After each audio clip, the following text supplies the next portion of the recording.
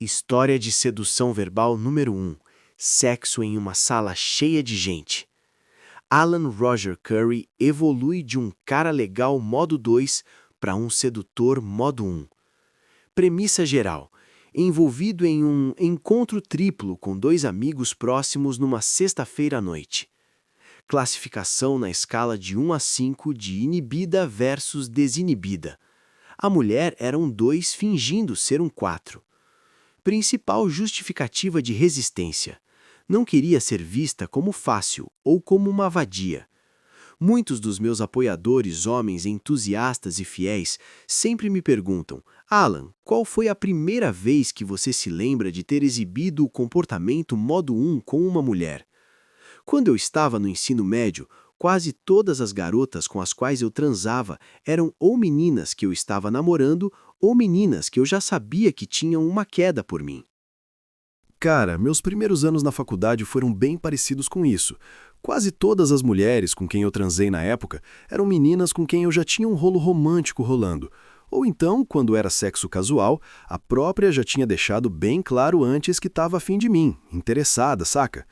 Acho que a primeira vez que eu realmente precisei seduzir alguém, tipo superar uma resistência maior, uma crítica, uma relutância de verdade, foi por volta dos meus 21, 22 anos. Eu tinha acabado de terminar um namoro longo da faculdade e estava me readaptando a ser solteiro de novo. Dois amigos meus, o Drake e o Vincent, me chamaram para um encontro triplo. Eu não estava muito animado não, mas eles insistiram pra caramba porque a menina que ia com o Drake ia levar a prima mais nova dela. Cheguei no apartamento do Vincent e pouco depois as 3 meninas apareceram. A minha acompanhante da noite era uma irmã, uma mina negra americana que tinha uma vibe mais ou menos 2/3 de classe média e 1/3 daquela ghetto sassy, bem falante e cheia de atitude. O nome dela era Deirdre. A menina do Drake era a prima mais velha dela, a Janice, e a do Vincent era uma garota chamada Tyla. Por cerca de 1 hora, ficamos sentados no apartamento de Vincent conversando, contando piadas, comendo salgadinhos, bebendo wine coolers e nos conhecendo melhor.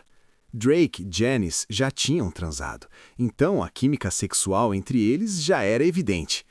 Vincent e Tyla ainda não tinham transado, mas pela forma como os dois interagiam, eu previ que Vincent estava bem no caminho para trocar orgasmos com Tyla. Eu provavelmente era quem tinha a maior dificuldade dos 3 amigos. Eu não conhecia minha acompanhante de nada, e ela estava sendo extremamente sarcástica e respondona a noite toda. Com o passar do tempo, a personalidade de Deirdre começou a me irritar cada vez mais. Fisicamente, ela era muito sexy. Deirdre tinha um corpo bem bonito. Vou dizer o seguinte, em termos de personalidade e comportamento, ela não era o tipo de mulher que eu buscaria como namorada, entre outros motivos. Ela falava demais para o meu gosto. Mas também não era o tipo que eu expulsaria da minha cama numa sexta ou sábado à noite se estivesse solteiro. Pela nossa conversa, tive a impressão de que ela geralmente preferia companheiros românticos e sexuais que tinham uma vibe bem urbana e de rua, tipo thuggish ou roughneck. Ela me via como bougie, pronuncia-se bougie, gíria para burguesa ou classe média alta, o que eu achei muito divertido. A noite toda ela só ficou me criticando e fazendo piadinhas sobre vários aspectos da minha personalidade e comportamento. A maioria das críticas, insultos e alfinetadas eram de forma leve, mas ainda assim eram irritantes. Aposto que você namora aquelas mulheres Jack and Jill bem bougie, né? O fato de ela conhecer o Jack and Jill já era moderadamente impressionante. Para os leitores estrangeiros, Jack and Jill é uma organização bem seletiva e voltada para a classe média nos Estados Unidos, da qual muitas famílias afro-americanas de classe média alta e altamente educadas fazem parte. A verdade é que eu realmente tinha saído com várias mulheres de famílias que pertenciam ao Jack and Jill. Eu nunca me considerei ghetto ou de rua, mas também nunca me considerei pretensioso ou snog.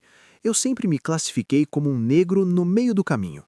Ao longo dos anos, mantive amizade com negros e negras dos 2 extremos do espectro socioeconômico. Como mencionei no meu primeiro livro em papel, Mode One, minha falecida mãe me criou para sempre me comportar como um cavalheiro bem educado. Minha mãe acreditava que quando você se apresenta para as mulheres como um cavalheiro bem-educado e de classe, suas chances de atrair uma mulher de alta qualidade aumentavam. Por alta qualidade, ela queria dizer mulheres que seriam boas esposas e ótimas mães para os meus futuros filhos. Lembro-me de uma vez, quando eu era estudante universitário em Bloomington, Indiana, de uma conversa com uma amiga chamada Francesca. Ela me perguntou quais qualidades específicas em uma mulher a distinguiam como material para namorada versus material para a ficada de uma noite, fim de semana, sexo casual. Mais adiante na conversa, Francesca começou a dar sua própria avaliação sobre os homens que ela achava que se encaixavam na categoria namorado fixo ou na categoria só quero que ele me foda por alguns dias ou algumas semanas. Ela até ofereceu uma terceira categoria, que eram os homens que podiam flutuar entre as duas primeiras. No final, Francesca disse: Alan, acho que você está na categoria de namorado fixo. Eu nunca ouço mulheres expressando o desejo de fazer sexo casual com você. Quando seu nome é mencionado, todas as garotas só falam em querer você como próximo namorado delas. Agora, você pensaria que esse comentário me deixaria lisonjeado, né? Errado! Aquele comentário me irritou porque eu queria que Francesca me colocasse naquela terceira categoria de flutuador. Eu queria ser visto tanto como desejável romanticamente, namorado fixo, quanto sexualmente, sexo casual. Voltando à noite do encontro triplo com Deirdre, eu percebia que Deirdre me via como aquele tipo bonzinho demais. O tipo que não bebe, não usa palavrão, não fuma maconha e vai à igreja todo domingo. Acho que a avaliação dela era razoavelmente precisa, porque eu não era um grande bebedor, mas um bebedor social. Não era muito de drogas, acho que fumei um baseado umas poucas vezes na vida e fui criado na igreja luterana desde o ensino fundamental, onde mais tarde servi no conselho de curadores da igreja como diretor da juventude do ensino médio. Provavelmente meu único vício real, se é que se pode chamar de vício, era a minha boca sem censura e meu forte senso de erotismo. Eu adoro fuder no estilo filme pornô muito mais do que fazer amor como num drama romântico conservador PG. Eu posso não enrolar um baseado ou cheirar cocaína com uma mulher, nem virar doses de vodka, mas enfio meu pau na boca dela em meio segundo. Depois de mais de 90 minutos de papo leve, zoação e provocação com a Deirdre, eu comecei a deixar bem claro que estava a fim de partir para o físico, sabe? Queria chegar mais perto e esquentar as coisas. Mas toda vez que eu dava um passo, ela me cortava na hora. Ela dava uma risadinha, fazia aquela cara de quem tá no controle e falava: Você não acha que eu sou uma dessas vadias que dá pra qualquer um na primeira noite, né, irmão? Por favor, eu não sou vadia de ninguém, eu não sou puta. Você vai ter sorte se ganhar um beijinho no rosto no final da noite. Depois de um tempo, eu fiquei agitado e frustrado. Meu pensamento era: eu saí de casa pra essa merda, pra ficar ouvindo essa mulher falar um monte de coisa que eu não tô nem aí? Foda-se essa porra. Tentei ao máximo controlar minha frustração e negatividade crescente, porque não queria estragar a festa dos outros. Drake e Janice estavam se dando bem, e Vincent e Tyler também. Os dois casais já tinham se beijado e estavam no começo de um amasso. Deirdre e eu éramos o único casal na sala que ainda não estava se pegando. Eu não suporto ficar perto de uma mulher que não tá disposta a ser física ou sexual comigo quando eu tô com tesão. Quer dizer, eu odeio isso de verdade. Prefiro 1000 vezes estar em casa sozinho, me masturbando, vendo um bom pornô, do que interagir platonicamente com uma mulher quando eu tô com tesão. Eu só gosto de ficar com mulheres de forma platônica se eu estiver namorando e já estiver sendo sexualmente satisfeito pela minha namorada. Ou se eu não tiver com tesão ou não me sentir atraído física ou sexualmente pela mulher. Cara, eu tinha um amigo homem lá no final dos anos 90, quando a gente morava junto em Los Angeles. O cara vivia me zoando pra caralho. Ele falava assim: Alan, você é o tipo de irmão que não aguenta ficar perto de uma mulher se ela não estiver falando de fuder. Vamos fuder devia ser o seu mantra, hein, mano? Deveria ter um pôster teu com aquele sorrisinho safado, braço pra cima e escrito em letras grandes: Vamos fuder? A gente morria de rir disso. Mas tirando a zoeira, era verdade pra caralho. Eu não sou muito bom em fingir, saca? Não consigo ficar ali numa conversa platônica, social, educadinha com uma mulher, quando no fundo eu só tô pensando em transar com ela. Na verdade, foi justamente essa minha mania ou frustração que me levou a começar a exibir o comportamento modo 1 com as mulheres. Como homem, eu vejo outros homens fazendo isso o tempo todo. E o engraçado é que tem muitas mulheres ingênuas por aí que nem conseguem identificar isso. Pouquíssimos homens que eu conheci e conversei na vida gostam de ficar na companhia de uma mulher de forma puramente platônica se acham aquela mulher fisicamente atraente e sexualmente interessante. Pouquíssimos. Eu digo o tempo todo para a maioria das minhas amigas atraentes. Eu posso até agir como se fosse só seu amigo por enquanto, mas se eu te pegar algum dia se curvando na minha frente sem calcinha, vou enfiar meu pau duro na sua buceta e te fuder até você ficar louca. Elas geralmente dão risada e dizem: Alan, você é muito safado, você é muito pervertido. Eu não estou brincando. Voltando à história, eu continuava fazendo movimentos físicos leves e Deirdre rejeitava todos eles. Finalmente, eu saí do apartamento.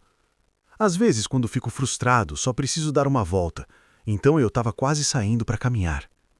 Para minha surpresa, Deirdre me seguiu para fora. Ela falou: "O que você está fazendo? Vai ficar antissocial agora? Vai fazer birra de bebê porque eu não deixo você me beijar de língua e ficar me pegando? Que bebê chorão!" Depois ela só começou a rir, e rir, e rir. Você viu o filme De Volta para o Futuro? Lembra quando Marty McFly, o ator Michael J. Fox, volta no tempo e descobre que o pai dele, George, o ator Crispin Glover, era basicamente um nerd, um fracote e um covarde? Alerta de spoiler se você não viu o filme. Tem uma cena em que o valentão do filme, o Biff, está quase cometendo um estupro contra a mãe, futura de Marty. O pai, futuro de Marty, vai protegê-la, mas tem medo do Biff. Biff manda ele cair fora e o empurra. Depois Biff só começa a rir, e rir, e rir. Dá pra ver o pai de Marty ficando cada vez mais bravo. Ele sempre foi o cara legal fracote, mas naquele momento a mandíbula dele estava travando e o punho se fechando. E então George McFly arma o braço e nocauteia o Biff. A vida de George nunca mais foi a mesma depois disso. Acabou-se o fracote, o nerd, o perdedor. George acaba se casando com a mulher dos seus sonhos e eles vivem felizes para sempre. Bom, eu me senti como George McFly quando Deirdre estava rindo de mim e me chamando de bebê chorão. Até aquele momento, eu sempre tinha segurado a língua com muitas mulheres sassy e respondonas, porque estava sempre tentando seguir o conselho da minha falecida mãe de me apresentar como um cavalheiro bem educado e de classe, na companhia de uma mulher. Bom, naquele momento eu pensei: foda-se essa merda de senhor cavalheiro. Eu lembro que um irmão de fraternidade meu, chamado Bo, uma vez disse: tem hora e lugar para ser cavalheiro. Mas às vezes você tem que ficar cru e safado com uma mulher. Bo era durão e vinha da rua, mas era inteligente. Ele tinha namorado e comido sua cota de gostosas. Quando ele dizia cru e safado, queria dizer simplesmente ser o seu eu verdadeiro e liberar sua sexualidade sem censura para a mulher. Como eu mencionei antes, eu já tinha sido cru e safado com mulheres, mas sempre com mulheres que eu já sabia de antemão que queriam transar comigo. Até aquele ponto, eu nunca tinha sido realmente cru e safado com uma pessoa que eu estava conhecendo na primeira conversa, especialmente com uma mulher que estava rejeitando meus avanços a noite toda. Novamente, naquele momento, eu só pensei: foda-se. Enquanto ela continuava rindo, eu olhei bem no fundo dos olhos dela. Eu sentia todo o meu comportamento mudando. Eu estava lentamente, mas com certeza, passando por uma metamorfose de senhor cara legal bem falado para senhor quero enfiar meu pau na sua boca. Finalmente, eu disse: bebê chorão, vou te dizer uma coisa. Eu não vou estar chorando quando estiver vendo você chupando o meu pau duro. Ela parou de rir. Disse: como é que é? O que você disse? A postura de Deirdre era quase como se ela fosse dar um tapa na minha cara. O lado cavalheiro de mim teve vontade de voltar atrás no comentário e talvez pedir desculpas. Mas o meu lado modo 1 recém-descoberto já tinha sido sufocado demais e estava pronto para sair e brincar. Eu disse, você está desculpada. E você me ouviu. Você tem duas opções hoje à noite. Ou me deixa em paz, porra. Ou vamos voltar lá pra dentro e foder. Uma ou outra. Lembra quando eu disse que uma das chaves da sedução é não se importar com o que as mulheres vão pensar do seu comportamento ou da sua forma de se expressar verbalmente? Este foi um daqueles momentos para mim. Eu não me importava se essa mulher ia me achar um babaca ou um idiota por ter dito aquilo. Eu queria ou que ela me deixasse em paz, ou que me desse a buceta ou chupasse meu pau. Essa é a chave principal de ser modo 1 com as mulheres. Sempre coloque a mulher numa posição em que ela tenha que, ou A, reconhecer 100% que tem interesse em você e, consequentemente, corresponder aos seus desejos e interesses. Ou B, reconhecer 100% que não tem nenhum interesse em você e te rejeitar firmemente, e depois te deixar em paz. Toda vez que você permite que uma mulher te dê uma resposta que fica no meio do caminho entre aceitação total e rejeição total, você abre a porta para ela jogar jogos mentais manipuladores com você. Eu já sabia que essa mulher ia surtar e começar a me xingar. Eu estava preparado. Ela era uma irmã direta com algumas tendências de rua, mesmo eu acreditando que ela tinha uma criação muito mais de classe média do que de favela. Ela só gostava de bancar o papel de durona urbana com os homens. Para minha surpresa, porém, a voz dela ficou bem mais suave depois que eu declarei firmemente minhas duas opções não negociáveis. Na verdade, toda a postura dela mudou. Ela disse, uau, estou vendo um lado diferente do Alan agora, né? Eu nem respondi, só olhei nos olhos dela. Depois eu disse, onde está seu carro? Ela olhou para o estacionamento próximo e apontou. Eu disse, vamos para o seu carro. Ela obedeceu e nós fomos andando até o carro dela. Minutos depois, estávamos no carro dela. Eu tirei meu pau para fora e comecei a bater punheta. Ela olhou para mim como se eu tivesse enlouquecido. Você está me deixando muito impressionada agora, moço. Eu disse, cala a boca e olha para o meu pau duro. Ela resistiu por alguns segundos e depois começou a encarar meu pau enquanto eu batia. Ela só ficou olhando, lambendo os lábios o tempo todo. Eu nunca tive um homem fazendo uma coisa dessas sem estar bêbado. Você está bêbado?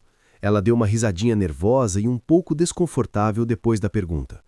Eu tinha tomado 1 ou 2 wine coolers, mas estava longe de estar bêbado. Eu sabia exatamente o que estava fazendo. Sou um homem que não precisa de álcool no organismo para ter um comportamento ousado. Depois de alguns momentos vendo ela me ver batendo punheta no pau duro, eu disse bem firme, chupa. Deirdre começou a abaixar a cabeça, mas eu segurei firme a parte de trás da cabeça dela e guiei sua cabeça até meu pau. Ela começou a chupar meu pau como se me devesse dinheiro. Ela estava realmente muito afim. Eu parei, levantei a cabeça dela e disse, peça desculpas por ter me dado trabalho. Ela hesitou, mas depois obedeceu. Com a voz suave, ela disse, desculpa por ter agido como uma vadia, Alan. Eu não esperava que Deirdre usasse a palavra vadia, mas isso com certeza adicionou um tempero extra à nossa interação verbal. Eu disse com entusiasmo, fala de novo. Lembre-se dessa minha frase. Nos próximos 20 e 25 anos, ela se tornaria a minha frase assinatura relacionada à sedução verbal e a falar sacanagem com mulheres durante o sexo e sexo por telefone. Fala de novo. Foi assim que essa frase se tornou o título deste livro que você está lendo. A verdade é que quase todas as minhas ex-amantes ou parceiras de sexo por telefone, com quem ainda mantenho um contato, praticamente exigiram que fala de novo, fosse o título do meu próximo livro. Eu fiz ela dizer desculpa por ter agido como uma vadia umas 5 ou 6 vezes. Depois ela disse, podemos voltar lá para dentro, por favor? Tá meio frio aqui fora.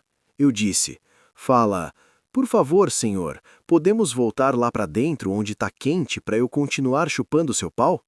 Claro que ela obedeceu. Eu fiz ela repetir 2 vezes dizendo, fala de novo. Voltamos para o apartamento de Vincent e todas as luzes estavam bem baixas. Estava quase tão escuro na sala que era difícil distinguir as pessoas. Drake e Janice estavam se pegando no sofá da sala, e Vincent e Tyler estavam se pegando numa poltrona grande e confortável. Eu mandei Deirdre tirar a roupa. Ela disse, sim, senhor, com uma voz bem suave e submissa. Momentos depois, ela estava só de sutiã e calcinha.